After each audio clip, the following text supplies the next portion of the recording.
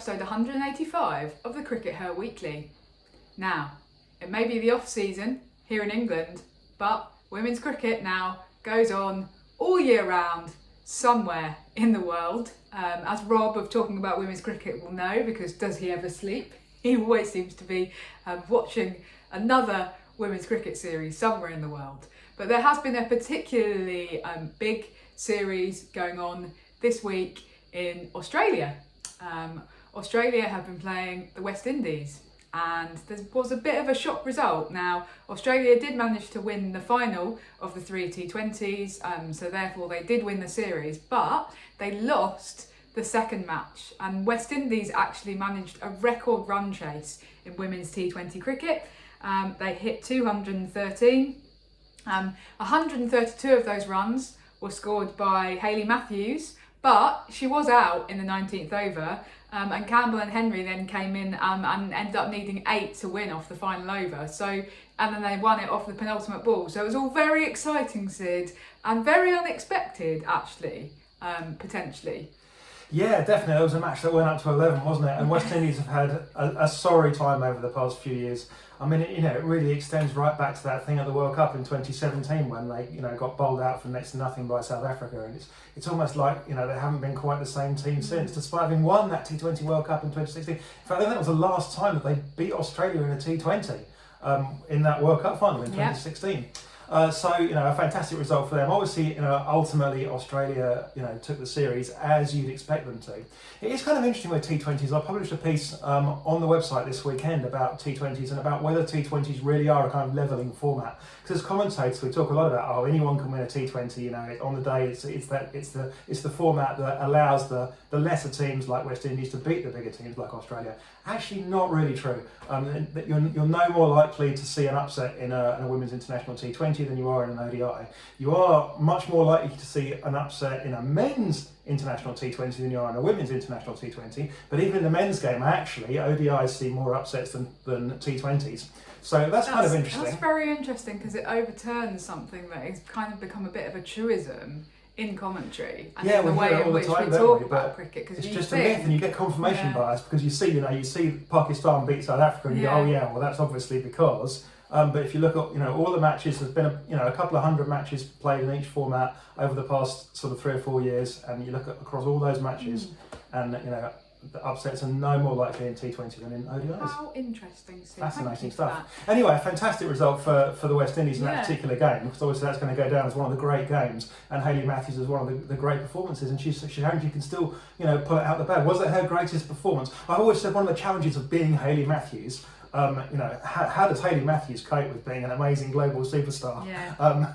But one of the challenges of being Hayley Matthews is she had the pinnacle of her career happen when she was 16, and she was just never going to better that. But do you feel she did better that with this innings, right? I think she has bettered it, and the reason why is not because of that one innings, but it's her consistent run of form, isn't it? Most people watching this will be aware she won, was it 8 consecutive Player of the Match awards now? After the end of the series. There was a little bit of dispute about the last one, though, there was, which I think was actually a bit unfair, and I think because obviously there were a couple of Australians who also had good innings in that final T20, but it's when you're Hayley Matthews, actually scoring runs in the way that she has been, in that consistent way, is even more impressive because of the fact that there's so much pressure on her shoulders as an individual, because she knows that almost every time she fails, then her team will fail. And I just think that the psychological pressure of having to deal with that is quite extreme for her.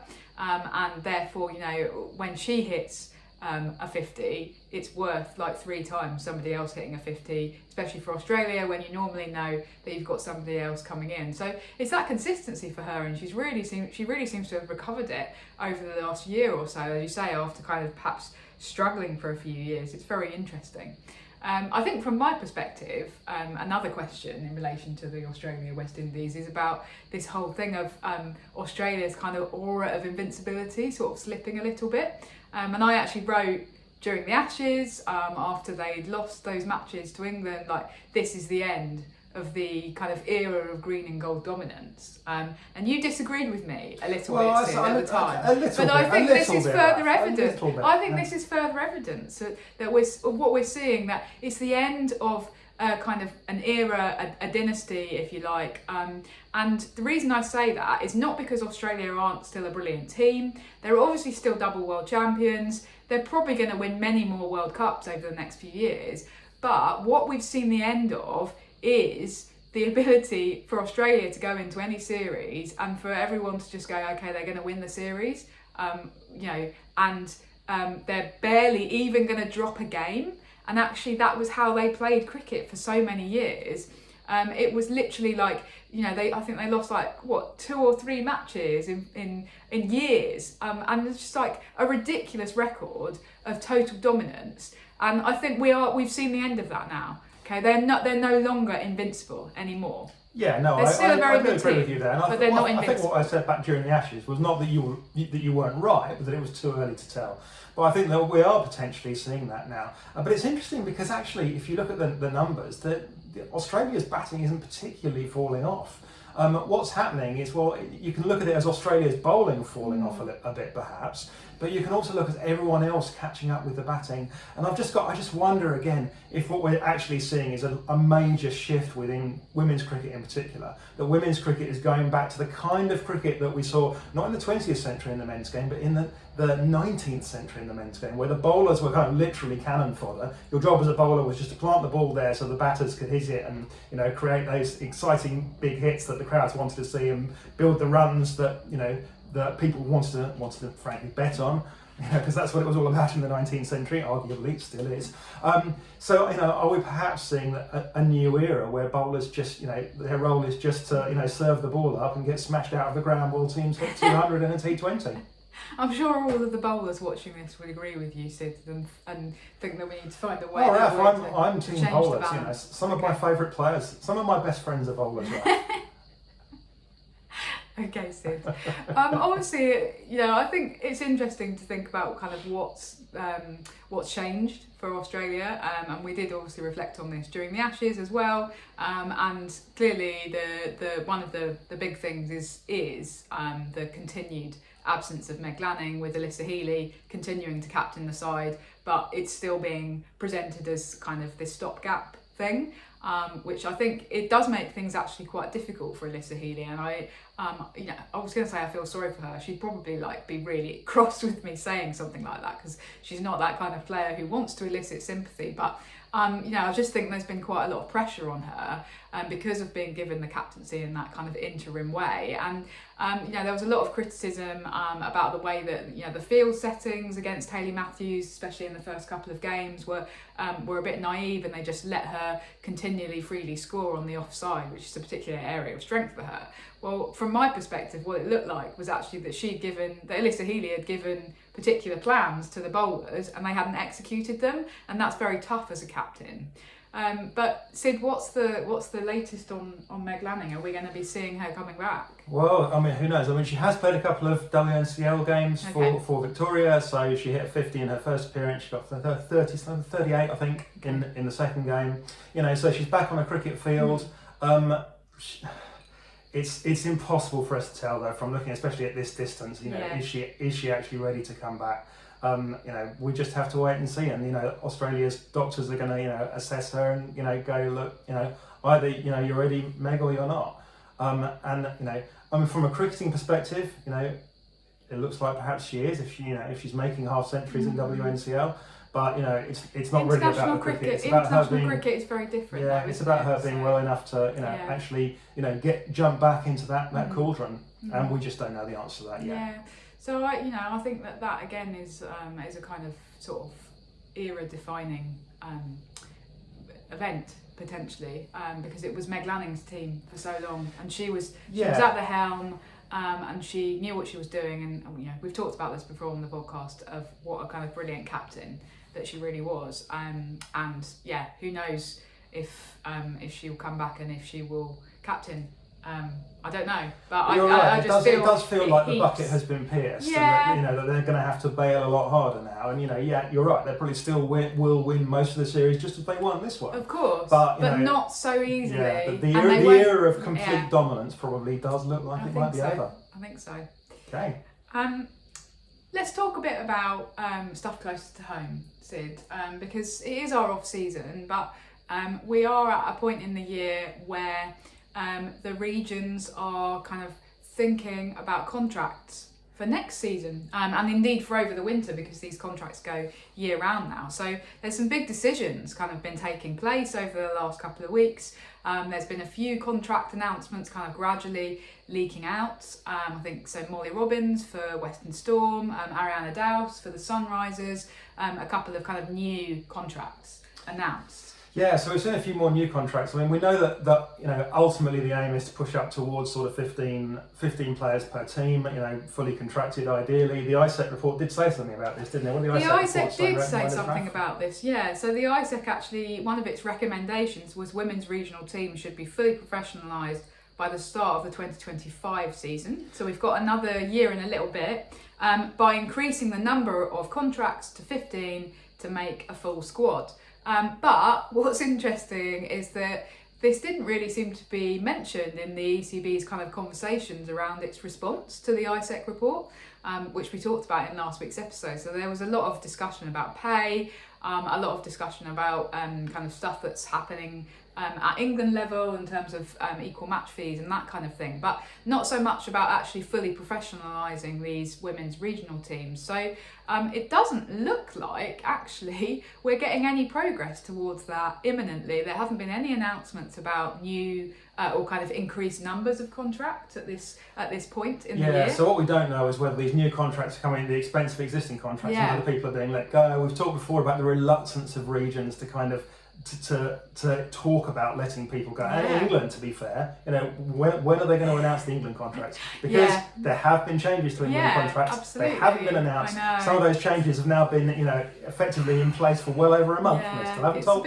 you what they are. And what happens at the regional level kind of mirrors that ECB reluctance to say anything negative. And it does feel like a little bit of a hangover from those days of kind of pre-professional women's cricket, whereby if you tried to write anything that was remotely critical, somebody would jump on you and go, "I'm sorry, you can't write that. We expect you to just write something nice." It's that's the written report equivalent of patting all the women on the head and saying, "Well done, you did a really good job." But you can, try and make it as positive as you can. You frequently read tweets now. Essex County Cricket Club would like to thank Bob Basher for his 15 years of service in bashing away, and we wish him luck in his future career as an undertaker. Or that's a little bit different though, isn't it? Because often in the men's system, people have been playing for years and years and years, and aren't being kind of released into the wild with nowhere really to go. And it feels very much like Bob Basher's becoming an undertaker. There you go. Well, wish him all the best in his future undertakings.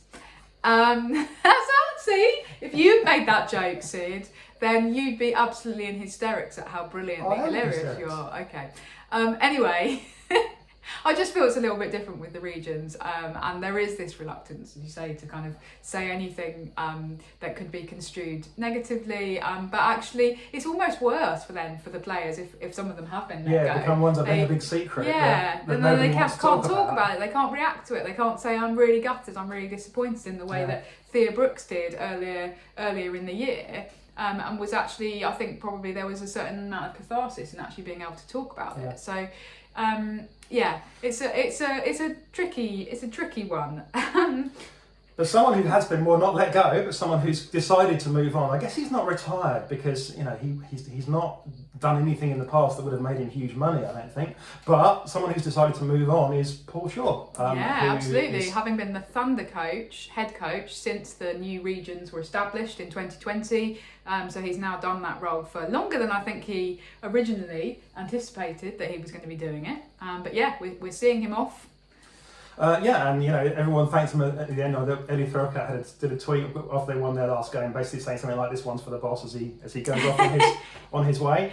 So there is a vacancy, Sid, for the Thunder head coach. Yeah, if you want to be Thunder head coach, get applying. But seriously, Raf, look, let's be honest about this. I'm not going to be surprised what we see in Thunder's case is a jobs for the boys appointment. It will be a recently retired Lancashire men's professional that they want to kind of give an opportunity to, colour me blind if that's not what happens. But you know, if the people from Lancashire phoned you up tomorrow, Raf, and said, we're headhunting a new head coach, Yeah. you know, who do you advise that we go after? Money's no object. We want the best. Who are you going to advise them to go after, Raf? I mean, I think it's pretty clear from the podcast 2 episodes ago when I spent like 5 minutes singing her praises. Obviously, the best coach in the country and probably the world is Charlotte Edwards. But you try getting her to move from Southern Vipers to the Thunder.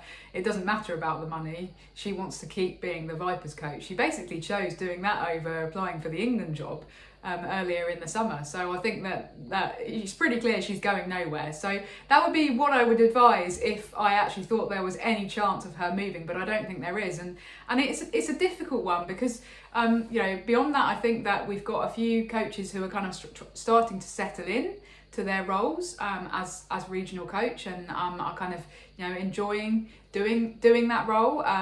But actually, it's a tricky one because you know, it's a tough gig in a couple of different ways. The first one is... It's not the best paid gig in the world, Yeah, is it? exactly. So our understanding is, because based on having seen prior adverts for these coaching jobs, is that given the amount of hours that you're putting in year round, and if you look at the kind of pay scale of coaches, relatively speaking, they're not these regional coaching jobs are not particularly well remunerated, and that's no shade on the regions at all, because they're obviously having to deal with the budget that they're given by the ECB, and I suspect the ECB actually has quite a lot of say in going, right, we want the head coaches to be paid X amount, and so it's not shade on the regions, but it's just that perhaps these roles are not particularly kind of are not particularly well paid. I don't know that they're particularly prestigious, unfortunately. If you're a male coach and you're trying to kind of do something that you think is going to launch your career as a male coach, then actually the only women's cricket job I think that's viewed as like particularly prestigious still in if you're a male coach in England is the actual head coach of England job. Yeah, it's the only coaching role as well that pays, you know, Yeah. the kind of pay that you get if you're the head coach for a men's county team. Yeah. So, you know, and yeah, you would think as well that actually if you are a coach and you have your eye on the England women's head coaching role, that one of the ways to actually work your way up to that would be by getting coaching experience in women's cricket, in regional women's cricket. So actually getting the head coach of the Thunder might be a really good stepping stone to that. But Sid, unfortunately, if you look at the way in which the ECB actually appoint the England head coach, well, let's take the example of John Lewis, okay? He got the job despite having never coached in women's cricket before. He was up against, as we know, the other John Lewis, who not only had years of experience coaching in women's cricket, but had also spent like years already working with the England women's team. But yet the John Lewis with no experience got the job over the John Lewis who did have experience. So if it's almost like they see being the outsider as advantageous there. Yeah, we obviously can't speculate on the actual specifics of the appointment process, and this is not me having a go at the John Lewis who did get the job. My goodness, let's be honest, he's been extraordinarily successful so far in his. We love in all his John reign. Lewis's in this podcast. Yes, never knowingly undersold. But the point is that if you are a male coach and you're trying to work your way up the career ladder, then you would probably go with you would probably be inclined to stick with a better paid job in the men's game, and then work your way in that way. And you would actually be looking at the prior appointments processes to the England women's head coaching role and going, oh, I don't need to build up any work experience in women's cricket. What's the point? So I think that just makes me a little bit cross with the whole way in which the ECB have sometimes handled it, because it discourages people from actually. It discourages some of the best coaches from applying for those slightly less well-paid, slightly less prestigious roles in women's cricket. And we know that coaching in women's cricket is different to coaching in men's cricket. And, heck, John Lewis has actually come out very recently and said so, despite initially going, oh, I think it's just exactly the same. Well, he's learned after a few months in the job that it's not. Surprise. Anyway, in terms of the specifics of the Thunder job, so I think that's going to be a bit of a challenge in terms of recruitment. I'll be really interested to see who they get. I will be interested to see whether they go down the jobs for the boys type appointment. But I think one of the things is a little bit that we know a little bit about the type of coach that Paul Shaw is, partly because he was the England women's head coach a few years ago. He's the kind of coach that believes in kind of empowering the players to handle things themselves and to kind of take responsibility. Yeah, he's a really different coach. Kind of completely opposite from Lottie, for example. So Lottie will, when the players come in, she'll give them very detailed instructions. She will say, you do this. And someone was saying to me recently, she even just says, don't worry about why, just do this. And it works. It's very successful. Effective. But it's going to be interesting. A coach coming into the Thunder is going to have to deal with players that have gotten really used to Paul Shaw's kind of, I'll empower you, I'll teach you, how to do things for yourself kind of method of coaching. And if anyone comes in trying to kind of shake that up, then they're going to get some reaction from the players, I'm going to tell you. So that's going to be absolutely. Particularly the senior players could potentially revolt against a new style of coaching. So I think that for a couple of reasons, it's a tricky gig to recruit for and for somebody coming in to do it. So good luck. Yeah. Right, let's wrap up there, Sid. Thanks everybody for tuning in, and we will see you in a week's time. Bye-bye. Bye.